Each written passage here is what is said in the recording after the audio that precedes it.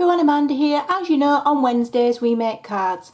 So today I've got what looks like a very unassuming flat card for you. It fits in a C6 envelope, which those are 4.5 by 6.5, so you can mail it.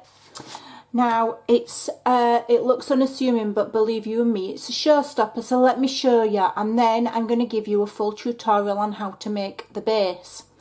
So I've used Graphic 45 Parisian, I think it's called. So this side opens and then the back folds that way, okay? And then that's going to go like that. This part lifts up and is an easel. This part here is also an easel, but I designed my easels in a better way. And we have like a structure strip here. Now what that does is that tucks under that strip there, okay?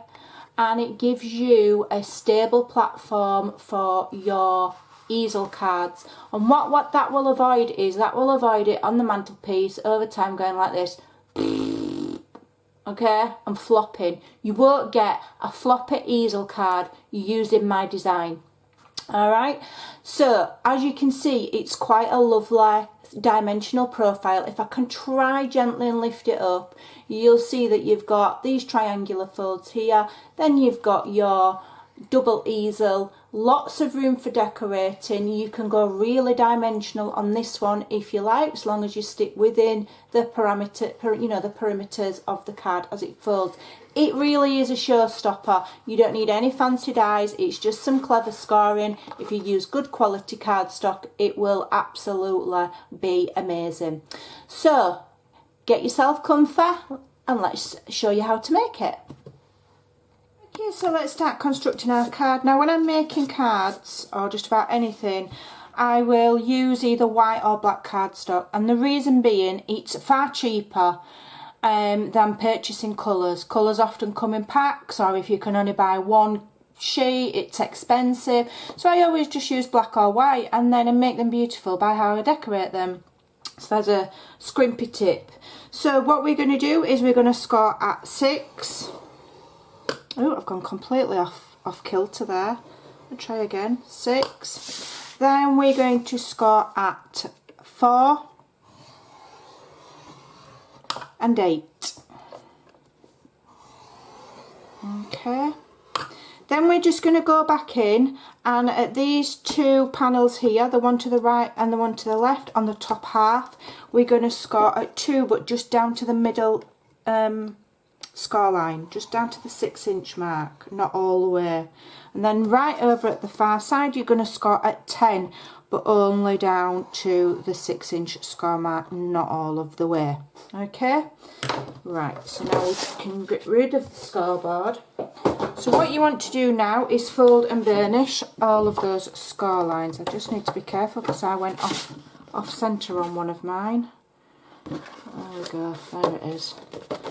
So it doesn't matter because it's going to be on a section that's going to get cut away.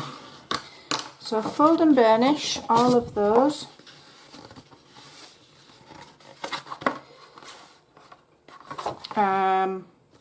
No, we've only done the we'll do the 2-inch ones after we've done some cutting. Okay.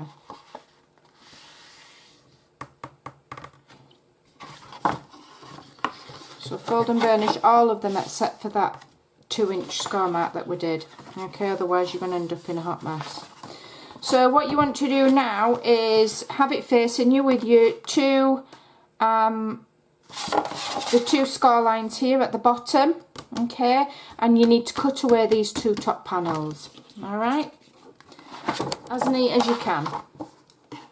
I don't have any long scissors to hand, so I'm going to have to do mine by small scissors.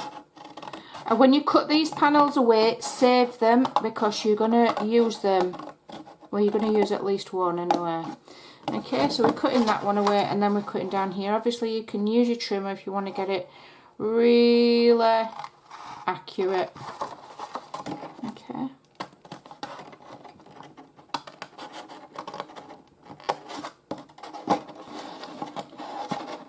I'm going to have to swap my scissors. I can't do with this. I can't be doing with cutting. with those tiny scissors. All of that, but these are not very accurate, so I'll do my best. I need to stop being tight and go and get some. I did buy some larger scissors. I'm not going to say what brand they are because it's mean, but they're absolutely awful. So I need to just cut my losses and go and get some different ones. Okay.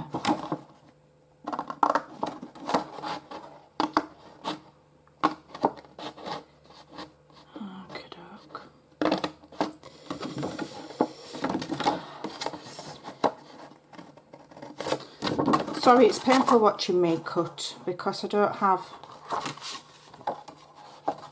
adequate scissors. But you know me, I don't like to edit anything out. I want you to see the whole process, so you can always hit the fast forward button. Okay, I'm going to have to just go in and adjust that because it's a little bit wonky. So then you've got this. Okay, so these two panels here, you can now fold them, and you want to fold them back on themselves for now.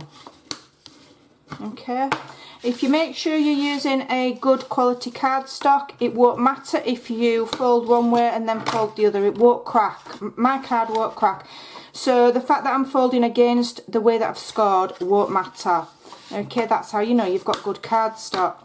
Okay, so we've got that, but we're just going to lay that flat for now. So this section here, we're going to fold in. Okay, and then I'm just going to grab my scoreboard and I'm going to score on the back. Okay, I'm just going to put it in. I'm going to score on the back at 3, just to give me a nice, is that right? 3. Yeah. Okay, and then I'm going to fold it and burnish it. Okay, so that's been scored. Basically this section's been scored in half. Okay, this card is going to go in a C6 envelope, which are these size that you can buy. Okay, so this measures 4.5 by 6 1/4, so this card will fit in there and go in the mail in the UK. If you're in America, you might need to just adjust your sizing.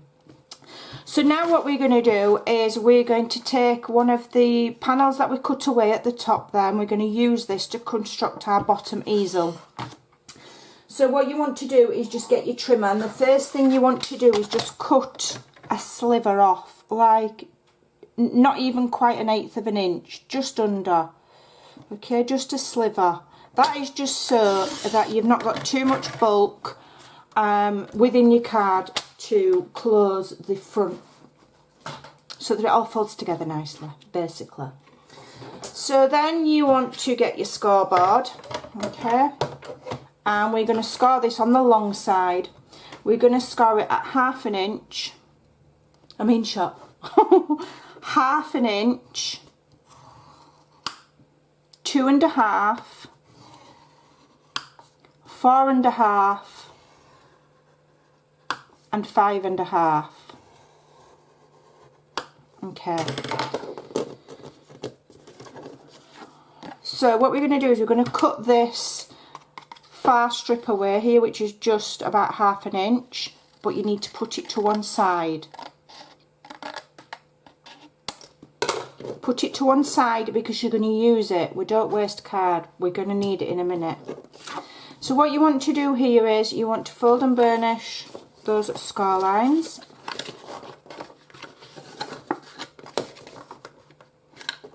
You want to put tape on the back side of there, or glue if you want to use glue.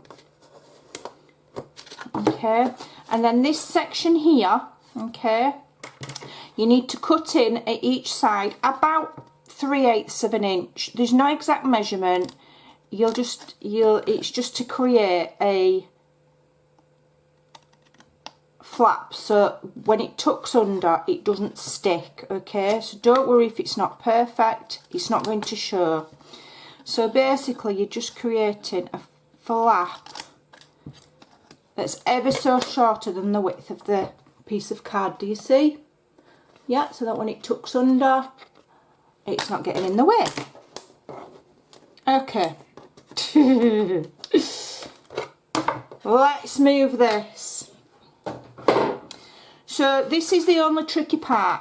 Okay, what you want to do is you want to give that 1/2 inch there a really, really good burnish. Really good. You want that to lay as flat as you can get it. Alright? And then you want to remove your tape. Where's my pokey tool?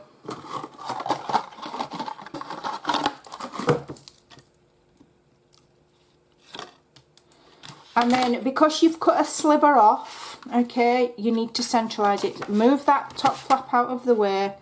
Centralise this and put it as close to the edge of the card as possible and central between the two score marks. So now that should just, they should fold and nothing should be in the way. So just fold everything down flat and make sure that these bits fold nicely, okay? And fold, well, it's going to go that way actually. So just make sure it folds nicely and none of this is catching. If any of it's catching, then what you want to do is you want to go in and just take a sliver off. Use a craft knife and take a sliver off. It just means you've not cut accurately, that's all, okay? But the rest of it should be fine. So then what you want to do is you want to raise this and you want to put it, and then you want to fold this and you want to assess where this needs to be to stop this from moving, okay? So about there. So you'll see if you pull it too far forward, this will flap up, okay? So you want to see where you're going to put it and it's going to butt up against it and stop it from coming undone. It's going to be about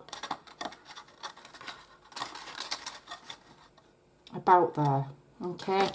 It will sit flatter once you've decorated it with your paper as well, okay? So it's going to be about there, alright? So then what you want to do is just put your finger underneath where that flap is, grab yourself a pencil. Do I have one to hand? Devices. Grab yourself a pencil. If you're using dark card, you'll still be able to see it, okay? Basically, you want this to be quite an even kind of slope, but it's going to be quite a nice slope. Feel where the edge of that is and make a pencil mark, okay? You'll be able to feel where that edge of that is because it'll protrude. Then you get your strip that you cut earlier and you're just going to lay it there and you're going to make sure that it doesn't impact on any of this folding here. Alright, then you're going to add some tape to each end, skinny tape or glue. If you use glue, don't use a lot. Skinny tape each end. It's just a fun way to construct an easel card with lots and lots of surfaces for decorating.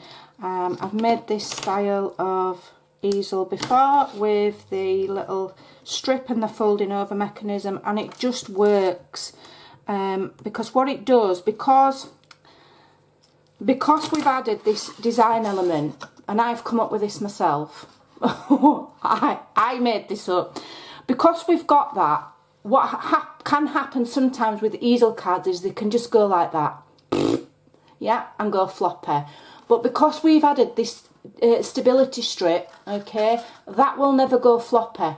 It's going to be like a box. So then this has always got something very sturdy to butt up against, and it's giving you an increased surface area to decorate rather than just putting a boring little sentiment on a few foam dots, okay?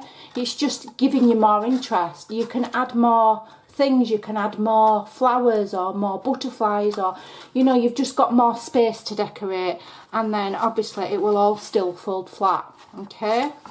So that's why. Alright, so then you want to put this strip just above where you've made that mark, just ever so slightly above, and I want to do it all the way across, okay? So now this, it's hard to see with black, but this section here will tuck underneath that strip, okay, and that will give you your stability. And then this will then butt up against it. If you've done all of your scoring and your folding, it'll weigh down heavier when it's got, you know, your decorated paper on, okay?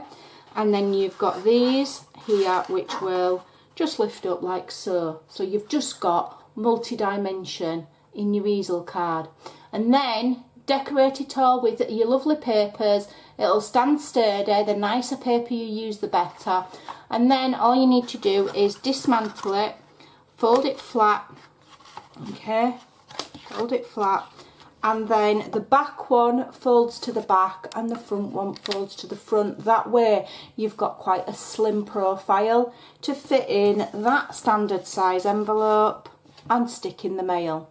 Alright, I hope that helps. It's not overcomplicated, but it gives for a lovely structural looking dimensional card. Thanks for watching, take care, and I'll see you soon. Bye!